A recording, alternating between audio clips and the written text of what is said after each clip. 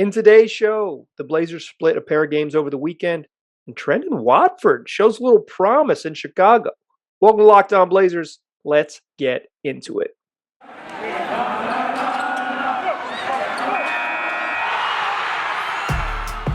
You are Locked On Trailblazers, your daily Portland Trailblazers podcast. Part of the Locked On Podcast Network, your team every day. What up, world? It's your past first point guard and Trailblazers reporter, Mike Richmond.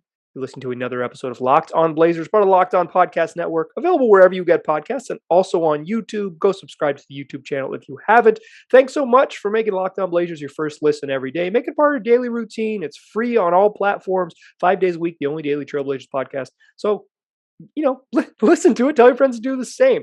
In today's show, we're going to talk about a pair of Blazers games over the weekend, a win on Friday in Houston and a loss on Sunday in Chicago. I want to talk a little about zone defense. We saw a lot of it from the Blazers, and I want to share some insights that Chauncey Billups shared with me. And then finally, we'll close the show talking about Trendon Watford. He looked really good against the Chicago Bulls, legitimately very good. We will celebrate an undrafted two-way guy to close the show. First, let's do a modified fastest recap of the West. Blazers beat the Houston Rockets on Friday evening, 125-110. They got 27-6 from Anthony Simons, who was really good. 25-5 from CJ McCollum and 25-13 from Yusuf Nurkic. If those three dudes combine for 75, they combine for 77. If you're scoring at home, that's magic number here in Blazerland. You're going to win a lot of games. That's a safe bet for the formula. But for me, this Rockets game bled into what happened on Sunday in Chicago. So Blazers, the Rockets are bad. They're a team kind of like they're a developing team. They're young and inexperienced intentionally, right? Like that's what they're doing. They're in the middle of a multi-year rebuild, and they're playing young guys to get them some burn, right? That's a bad team. The Blazers should have won. They were up 13, led by as many as 18 in the first half, and led by 13 at the break. Like, the Blazers are just better than that group. That was a better basketball team.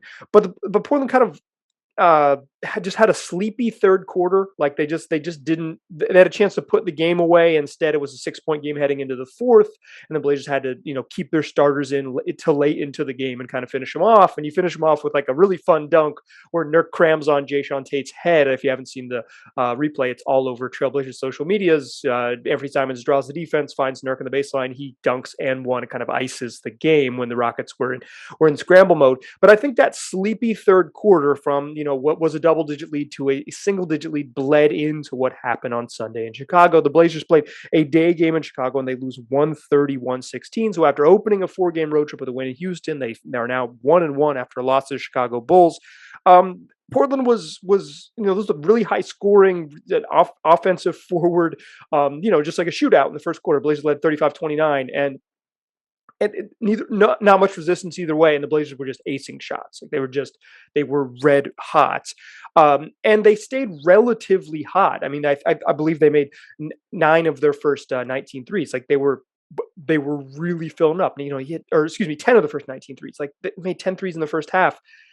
That should put you in a good spot. But that kind of sleepy third quarter led over to the whole first half in Chicago.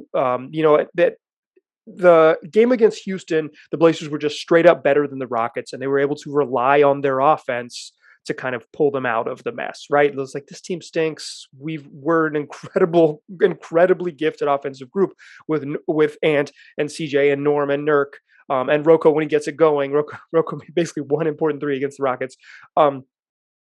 It's they kind of just, that was the mode they were in. Okay, we can outscore people, and that carried over against Chicago. Now Chicago's shorthanded. They don't have Alex Caruso, they don't have Lonzo Ball, they're missing Derek Jones Jr. But Zach LaVine and DeMar DeRozan are all stars. Zach LaVine is quietly having a better year than DeMar DeRozan, but don't tell the world that. Nikola Vucevic is really good. Like, this is even down some players. That Chicago team's good, and the Blazers give up 44 points in the second quarter on Sunday, a season high by opponent against the Blazers this season, and that sort of set the tone. Like the Blazers had been so good on offense, and they were so good on offense, and then they find themselves trailing. It's like, oh, we're down 8. We've made 10 threes and we're down 8 heading into halftime. You're just not going to continue to shoot it at that clip. They still shot incredibly well, finished over 50% from the floor and hit 18 of 39 threes, which is 46%. Like league average is around 35. They absolutely burned down the nets in this one, and that included 4 full minutes of garbage time. Like I'm looking at the ESPN box score as I do this, not cleaning the glass, so there's no filtered garbage time there. But like I think that the sleepy way they handled the Rockets carried into this game against the Bulls. And while you got a really nice night from CJ, 29 on 13 of 23, you got another nice night from Ant, who didn't shoot incredibly well from 2, but hit 5 of 10 threes and finished with 21 points and 6 boards. Norman Powell, incredibly hot to begin this game, hit his first 5 threes and finished with 22 points. You got Cove to make shots. He hit 3 threes. It's like, the Blazers just didn't play defense in the first half. They did not play defense. They gave up straight line drives. They weren't physical. It wasn't even like scheme stuff. This was like the ball is in front of you, and then the guy has an sort of uncontested path to the rim. DeMar DeRozan a couple of times just got from 19 feet where he likes to catch and operate, get straight to the rim from there. Vucevic really filled in all the cracks really well, and Zach LaVine a couple times in transition with very little resistance finished and was dominant. The Bulls shot 55% in this game. And again, there's 4 minutes of garbage time. They kept their starters in a little bit longer. This was, the Blazers, the Bulls are good. Like the Bulls are even this version of the Bulls are good. And the Bulls have struggled a little bit on defense since losing their good defenders. You lose Caruso and Lonzo Ball, 2 very, very, very, very good defenders. You're going to be a little bit worse.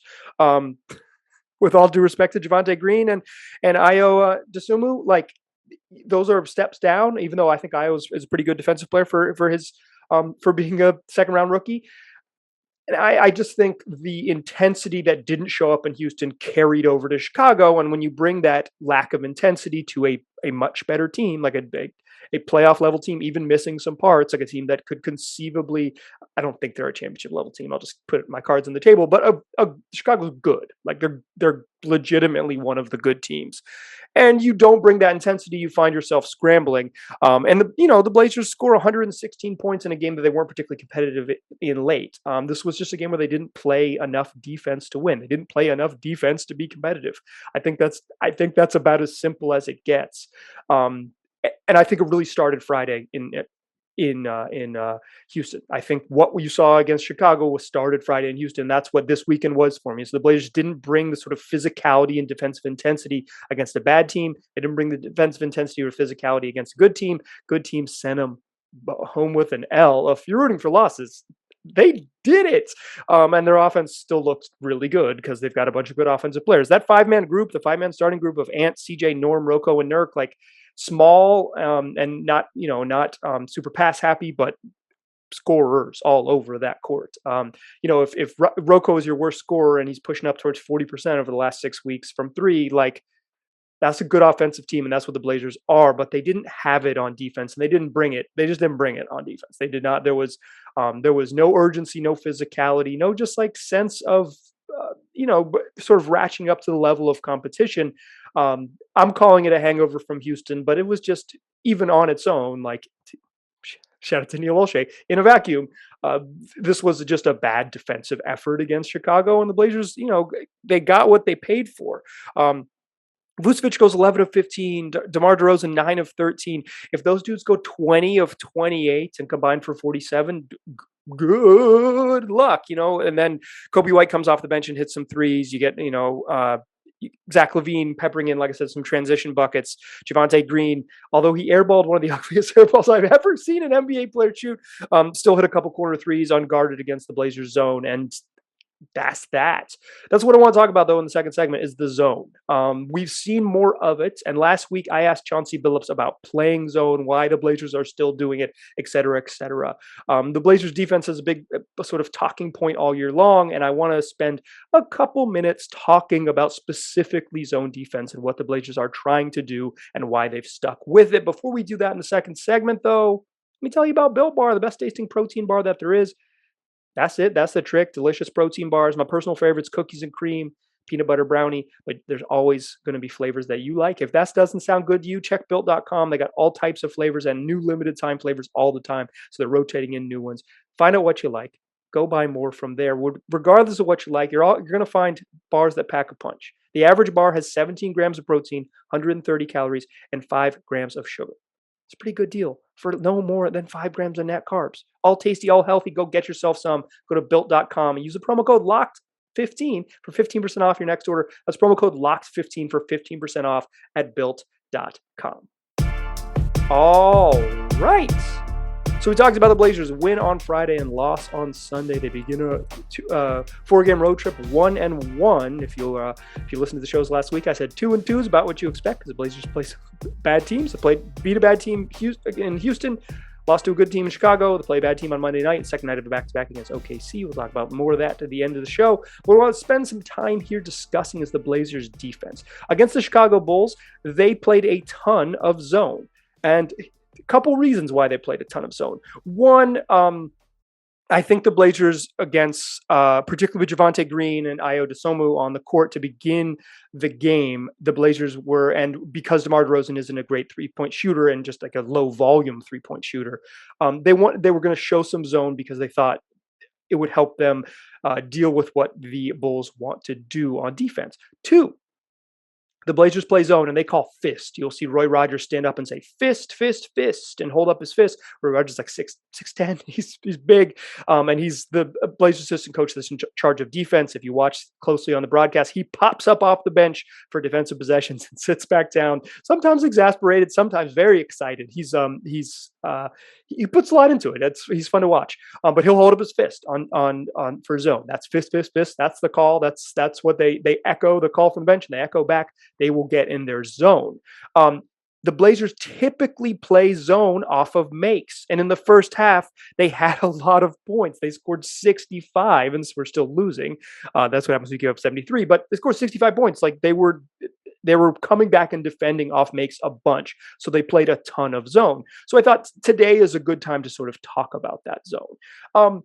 I've been really curious about this all year because early in the season, the Blazers played like zones they'd play zone out of timeouts often, or because, a coach draws something up, here's our ATO, and the Blazers would throw up a zone in there as a changeup. And that's pretty common. It happens across the league. It's a relatively typical move if you're going to go zone, like to come out of a timeout in the zone, just to give them a look maybe that the coach specifically wasn't drawing up for. But the Blazers have stuck with the zone and played it more and more throughout the season. But early in the year, they sucked at it. Like they were so bad. I talked about this a little bit with Lamar Hurd when he was on the podcast last week. Is like they were getting like middle school basketball buckets against them in the zone. Like just like send another guy to the side, overload the side, put 4 guys on the same side as the ball. The Blazers would not be organized enough, and they would give up a wide open 3, or they'd be worried about the wide open 3 because they'd leave someone on guard in the corner and they give up a dunk. They were just really bad at it. They weren't very, as when I was talking to Chauncey Billups about it, I was like, you guys weren't very good at it in November. He says, we weren't very good at a lot of things in November. And point taken, coach. Indeed, the Blazers were bad at that point. But they've really turned it around. And part of that turnaround has been being sharper and smarter in the zone. In the NBA, you have to play a matchup zone. You can't really, like at lower levels of basketball, you can guard space. You can say like, okay, I've got the corner and the baseline and the backside. You can't really do that in the NBA. You can a little bit, but like if you are not matched up with a man in your zone in at this level of basketball, you are giving up a bucket most times. Like you just got to find you have to find someone in your area, match up, and then pass off. Like if you don't pass off to your teammates and say, hey, I'm responsible here, you're responsible there, and have the zone kind of shrink to where folks are, you're not playing defense. You're just standing around waiting for someone to get off a shot, and they may or may not miss it, or may not make it, right? Like, or miss it. But in general, you need to match up. You need to play a matchup zone. The Blazers have gotten much better at finding that matchup. I think a lot of it is the zone helps Yusuf Nurkic because it's the version of the Blazers defense where Nurk plays drop and hangs out in the paint. He can be really dominant, just kind of stepping standing at basically the nail, standing just at the middle of the foul line and kind of being clogging the paint, being gigantic. He's got great hands and good defensive instincts, and he's huge the entire time, 7 feet, 300 pounds. He's it really, if the rest of the Blazers are connected, it complements what Nurk does well, and it's a nice change up from having Nurk chase on pick and rolls 25 feet from the rim. I think the zone has really come a long way. The Blazers are better at communicating in the zone. They're better at matching up in the zone. They're better at just finding who they want to guard and staying connected and keeping guys in front and keeping penetration out of the paint and like giving up tougher jump shots. They're not like this elite zone team. This is not a Eric Spoelstra Heat thing where you're like, this is a championship level zone or the 2011 Mavericks or whatever. This was a team that was really bad at it that made some strides. I think we've seen them make some strides, and I want to just sort of note where they've come from. But what I asked Chauncey was like, why did you stick with it? Why do this? Like when it really wasn't working, and this was the worst defensive team in the league. Why still do this? Some of it is because like this is his first year, and this is what he believes the style should be, and so like let's get it together. And also, once the team starts scuffling, it's like, well, I believe in the system. There's more reason to lean into it if we're not chasing the playoffs. Like there's more, if you're desperate for wins, it's more important that you change things up. When the season kind of shifted and, Damian Lillard has not played in 2022, it makes more sense now here at the end of January to kind of lean into what the plan is. I don't fault Chauncey Billups for that by any means. And the logic follows. But the reason that when I asked him about it, he mentioned a couple things. One is that it was a really important change up for the Clippers last year, and Billups' lone year of coaching experience is being an assistant on the Clippers, and that Clippers team made the Western Conference Finals, the best Clippers team of all time.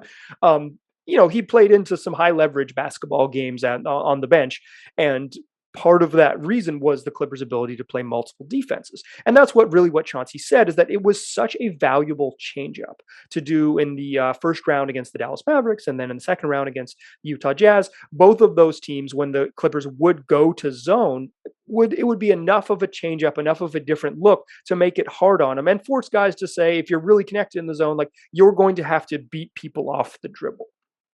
You're just going to have to beat people off the dribble because we're all going to be loaded up. And the way the zone works is the help defense is built in. You've got to beat your man one-on-one to make it happen. And that's what Billups said, is that he liked the look of it in LA, and then seeing it be so effective in the playoffs and high leverage games for the Clippers, he said, we have to have that in the bag.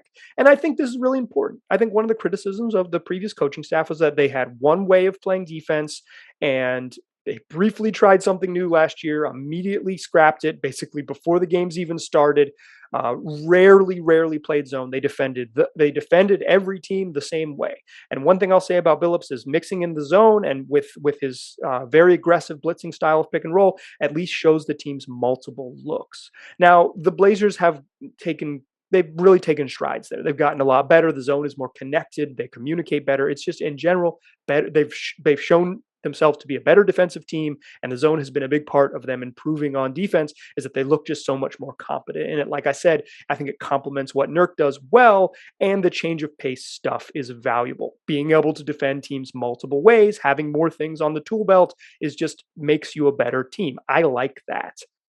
That said, against Chicago on Sunday, they got shredded in the zone because they couldn't stop dribble penetration, and the Bulls moved the ball around really well and found gaps. And because Nikola Vucevic can post up, can shoot from mid-range, and can shoot threes, him as sort of this matchup issue torched the Blazers in the zone. I thought Ayo Dosunmu was really good at penetrating and kicking off the zone. I thought the Bulls moved the ball well off of those kickouts. I thought they crushed the Blazers with some just like, I'm going to go to the rim in the first half stuff, but that's neither here nor there. But I think the problems with the Blazers zone showed back up in Chicago, which is not super connected. And if you're not keeping the ball in front of you, you're kind of already committed to overhelping with the zone, like you're pre-rotated, and so then the far side of the court, just a skip pass is a wide open jump shot, or it's a skip pass to a quick closeout, and then you're giving up a dunk on the other end or a drive on the other ends. I like the zone. I want to see the Blazers stick with it. The coaching staff wants to stick with it because they believe it's an important part of a high level competitive team. I'm all in favor of the Blazers having multiple ways to guard teams. I like that. But the game in Chicago just really reminded me of, it was a little TBT to prior to Christmas when the Blazers were a bad zone team. And I thought it showed up tonight. And some of it showed up tonight or this afternoon rather. It's tonight now. I'm recording this on Sunday evening. I showed up this afternoon, just lack of intensity. It's just sometimes you need to. There is a requisite level of effort required to be a good defensive team. The Blazers didn't bring that into Chicago, and then if you don't bring the effort, all of your other little warts and physical limitations show up, and that's what happens. That's how you give up, 100 points through the first 3 quarters and find yourselves scoring 116 and not being competitive in a game. But let's see the zone some more. It's been good. Let's see it. The Blazers have grown with it. Chicago was a step back, but they've got plenty of times to step forward, including Monday's game against OKC. It wasn't all bad, though, against the Bulls. In fact, Trendon Watford had maybe his best game as a pro, and I want to talk about my man Trendon to close the show. So join me in the third segment. We'll talk all about the Blazers' undrafted two-way stud. Still a pass first point guard. Still Mike Richmond. Still listening to Locked On Blazers. We talked about the Blazers' 2 games of the weekend. We talked a lot about the Blazers' zone defense. The elements of it, where I've seen it grown, and why I think the coaching staff has stuck with it. But what I want to do to close the show is talk about Trendon Watford. Trendon, 10 points, 2 assists, 2 boards, 3 blocks, 5 of 6 shooting in 22 minutes. Played pretty darn well. He looked good. If you were a regular listener to this podcast, you will know that I'm a Watford believer. I'm a Trendon Watford believer. I think while he's not maybe like a high-level NBA rotation player right now, I think he shows little flashes of stuff that you say, okay, this guy gets it. And for someone who was undrafted, someone who was, did not hear his name called on draft night and then immediately signed a 2-way deal with the Blazers, on to be part of, to be part of the team, but not on an NBA deal. It's like, the little indicators show you promise. Now, the Blazers could have at any point given him a full NBA contract, and maybe they will in the future. Like typically, what happens with 2-way guys when they get their contract converted is it'll be a 1+1. It'll be a NBA guarantee for the minimum for the remainder of the season, and a non-guarantee or a partial guarantee for the next year. The Blazers, their money situation is a little bit strange, so it won't happen until after the trade deadline and once they know where their tax bill is, right? Like they're $3 million above the tax line. They desperately are committed to being under the tax line and not being a luxury tax team this year because they're very likely to be a luxury tax team in the future, blah, blah, blah, blah, blah. And Trendon Watford's cheap right now. They're going to keep him cheap. Kind of getting in the weeds on contract stuff, but that's why he's still a 2-way guy. However, for a 2-way guy, Trendon Watford showed a bunch of promise. And I think on Sunday against the Bulls, you saw all of that promise show up. He blocked 3 shots. All 3 of them, or 2 of them, were against an NBA center. Tony Bradley is, kind of like a low-level backup, despite just a wonderful education in the 8 months he spent in Chapel Hill, North Carolina. But like he's not blocking Joel Embiid or whatever. But there was a drive to the rim where Tony Bradley tried to finish with a strong hand, and Watford smacked it off the glass. There was a little like looping baseline move that Bradley tried late clock, and Watford just basically grabbed the ball out of his hand, hell nah. And then he blocked Matt Thomas on a baseline jump shot, like on a 17-foot jumper. That's pretty good defense. Even if you don't, even if those aren't blocks, like to contest a 17-footer to the point where you might block it is good defense. He even had a foul call on him against DeMar DeRozan, where he tried as best as he possibly could to stay down on DeMar DeRozan pump fake, something that literally no one in the league could do. And DeMar got him just enough leaning that he drew a foul. It was what you want to see, right? This is process over results. He didn't jump, he didn't bite, he stayed with it and contested, but he leaned too far in, you get the foul call.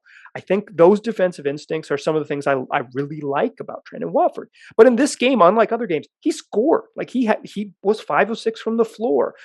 This is one off his career high of 11 that came against the Orlando Magic about a month ago. But this was him playing, as basically the Blazers' sixth man, played the most minutes off the bench of anyone.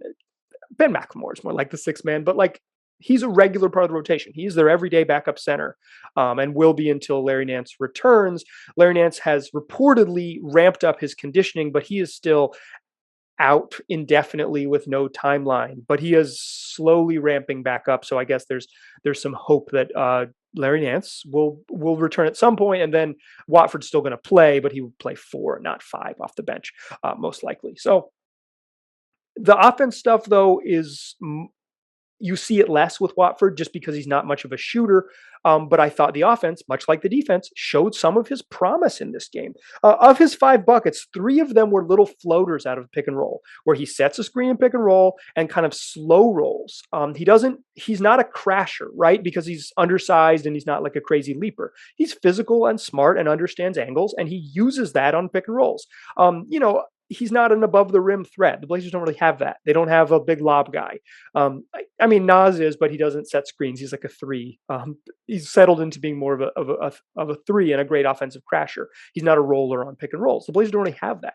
But Watford shows his sort of smarts as a pick and roll guy. And 3 of those little pick and roll floaters is like a couple with CJ and one with Dan Smith Jr. Kind of the same idea, where he comes off a screen. 2 of them, he made really solid contact on the screen. The other one, he was kind of a more of a ghost screen, which it happens in the league. Some guys, Yusuf Nurkic, set really hard screens. Much of the league, including Nurk, sometimes don't really make contact on screens. But in any case, open up, roll, and as the ball kind of gets below Watford, closer to the rim, Trendon did the right thing and kind of timed his roll so he could make that catch after the defense had already sunk in and he had a little bit of space. And all 3 of those little floaters are like between 14 and 8 feet. Nice little touch shots. He hits off the rim, like gets to the soft spot against the defense where no one's there and makes a little floater, doesn't try to do too much, doesn't get all the way to the paint or doesn't get all the way to the cup and like try to dunk or demand that it's a layup, like makes floaters. Those are hard shots. But for a guy who's playing, undersized at the 5, that's a smart shot. And he showed that he could hit it. The other bucket that he had was just a random cut. It was a drive to the rim by CJ, and Watford just saw that there could be a random cut. He made a random cut and caught a pass where he was again in that floater range. He kind of bobbled the pass, but instead of freaking out, he realized that he had DeMar DeRozan on him. He put DeRozan in the post up and then went to a little jump hook that DeRozan absolutely was not expecting and didn't contest. And DeMar kind of put his head down. But that's the offensive instincts I like about Watford. The reading just a random cut, not part of the play, certainly not in the playbook, just like okay, CJ's getting into space and has a live dribble, I'm going to cut into the middle of the paint to make myself available, and it works. And then his last bucket was the thing that Chauncey Billups told me he likes best about Trendon Watford. I asked Billups, this is like a month ago now, a couple weeks ago now, I asked Billups, what do you like about Trendon Watford? Because as a Trendon Watford believer, I am obligated to ask Chauncey Billups about him. And he said, I thought he was going to talk about defense, blah, blah, blah. And he's like, I really love his ability to grab and go. So like grab a defensive rebound and push the other way with his ball handling and his decision-making and his passing. Watford is a good decision maker on short pick and rolls. Like he makes good decisions. It's not like this high level, crazy Nikola Jokic passer, but just like stop, survey, make the pass quickly. Like he processes it quickly. And the grab and go stuff where he grabs the ball and can handle a little bit, push the other way, adds a nice element for like the guy who's basically going to be playing 5 for the Blazers. And on that particular possession, it's like garbage time to be sure, but he grabs a rebound, pushes in transition, goes right at Vucevic's right shoulder, and Vucevic kind of tries to cut him off, and he does Watford stops, pivots, makes a little bunny jump hook on the turnaround, just showing his skills, showing his confidence, and in garbage time, a perfect time to grow your skills. So props to Trendon Watford, who looked really good in this game.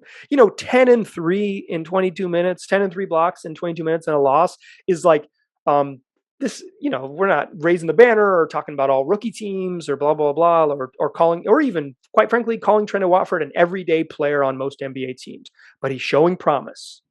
and he's showing that he can play in this league. And I think you see those little moments. And I think we've seen little flashes where his IQ on both ends of his understanding of spacing and timing on both ends shows up. But I think against the Bulls, you really saw him put it all together. And when the ball goes in, it just feels better. So props to Trendon for making 5 shots in an NBA game. He's taken steps in the right direction. And the Blazers season, which is at this point all about the future and development, seeing a young guy like Trendon Watford put together a nice offensive game and a nice defensive game and put it all, put the pieces together, even if it was kind of quiet and behind the scenes, is intriguing and fun. So, yeah, props to Trendon. This was a nice game. Let's hope he continues to build on it. Blazers play OKC on Monday. We'll have a show after that one. Then they have a couple days off before, or a day off before they play the LA Lakers to close out this trip. TBD on LeBron James' availability against the Lakers. No Shai Gilgeous-Alexander against OKC. He has a twisted ankle and has already been ruled out. So the Blazers are playing a bad team without their best player on Monday. That's a game you should win.